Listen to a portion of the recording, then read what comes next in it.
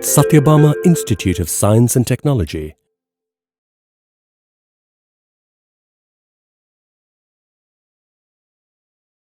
Good morning. Welcome back to Proprioceptive Neuromuscular Facilitation, Part 2.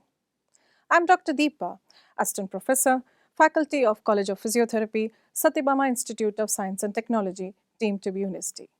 Let us see the learning objectives. We shall discuss the principles of PNF in this session. Further on, we'll move to the theoretical basis of the application and effectiveness of the application in the strength and developing the length. We'll discuss the current trends, what and all is available in PNF. Couple of examples. Basic principles of PNF. These are manual contact. A manual contact has to be specifically provided at a particular place where stability is provided. With the manual contact, the exterior receptors are stimulated, which should be directional, purposeful, and smooth, and especially the patient should be comfortable with the manual contact. Further, we'll go to the resistance. The resistance is an external force which will offered by the therapist. The therapist provides this optimum stress or a force applied depending upon the patient's conditions. Principles are another traction and approximation. Traction, as the word suggests, it's a therapeutic distraction force applied to the joint during the movement to allow free range of movement. As you can see, the picture A, the joint are distracted to give a joint space development. So the joint will go into a pain-free range of movement. While in B, it's a compression force or approximation, where you will have the weight-bearing activities being performed and with a better stability. Stretch. There's a constant stretch being applied throughout a range of movement, and we have to look out for the proper elongation of all the elements of the muscle spindle. Verbal commands. The verbal commands should be loud enough, clear enough, and able to understood by the patients. The commands are hold, push or pull, or relax. Others are irradiation and reinforcement. The spread of stimulation to the response is called irradiation, and reinforcement is called as fresh addition of the stimulus. Timing. A well-coordinated movement from distal to proximal is normal timing. The timing of emphasis is the change in a small sequence of the movement to emphasize particular muscular activity. Body position and mechanics which has to be better maintained by the therapist and the patient. The therapist has to be in line of the movement, helping and guiding the movement. Along with that, the walk stance position has to be achieved by the patient so that he can ergonomically work with the patient. Now let us enter into the techniques of emphasis. We have divided this into strengthening technique and stretching techniques. The strengthening techniques, there are these subheadings as rhythmic initiation, rhythmic contraction, slow reversal hold, and rhythmic stabilization. Let us find out what are the stretching techniques.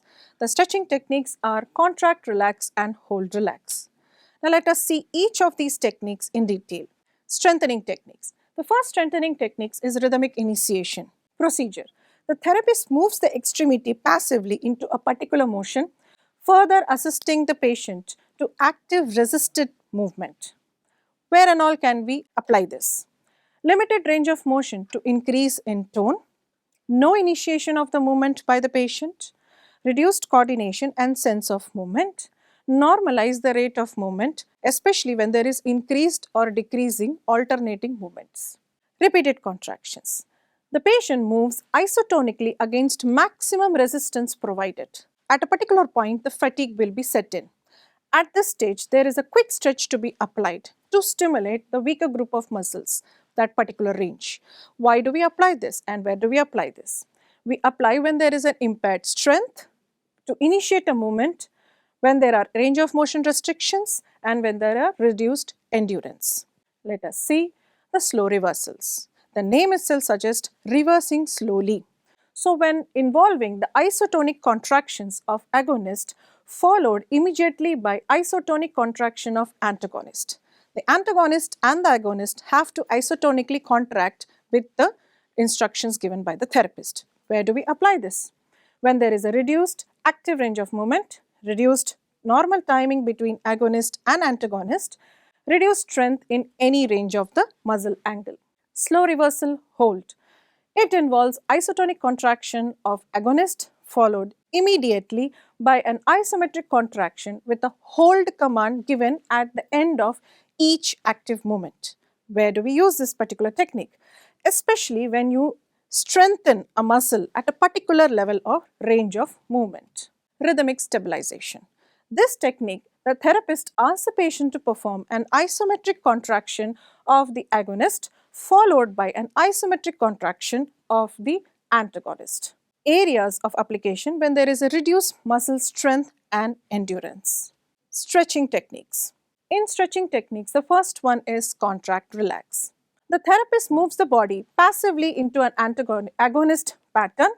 Patient is further instructed to isotonically contract the antagonist against the resistance. The areas of application is when the range of motion is limited due to a muscle tightness. Hold relax.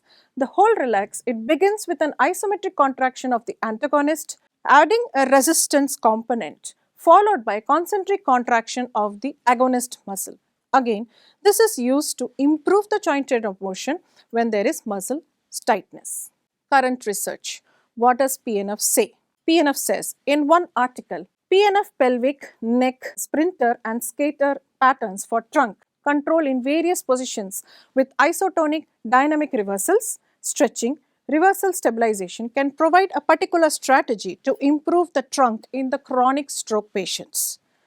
The next article, manuscript, which shows that PNF is now paving its way in analyzing assessment of early detection, diagnosis and providing a holistic physiotherapy approach in managing avascular necrosis in patients undergone total hip arthroplasty. Thank you.